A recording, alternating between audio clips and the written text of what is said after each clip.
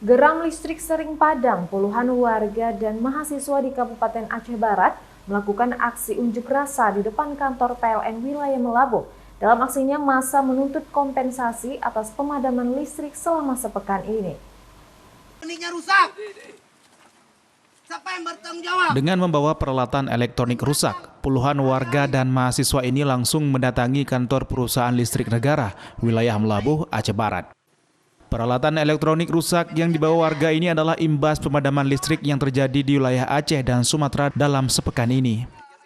Dalam aksinya, massa menuntut kompensasi sebab pemadaman kerap terjadi baik siang maupun malam hingga berjam-jam membuat aktivitas warga lumpuh.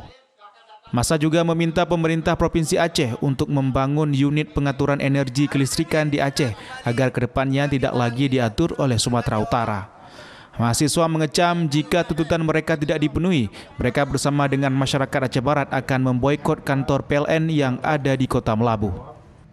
Dan PLN jangan hanya berkomentar, ini kerusakan itu, sedangkan kompensasi dan pertanggungjawaban kerugian kerusakan elektronik itu tidak bertanggung jawab, dan kita minta itu dipertanggungjawabkan. Ada nggak kemungkinan bisa ganti rugi?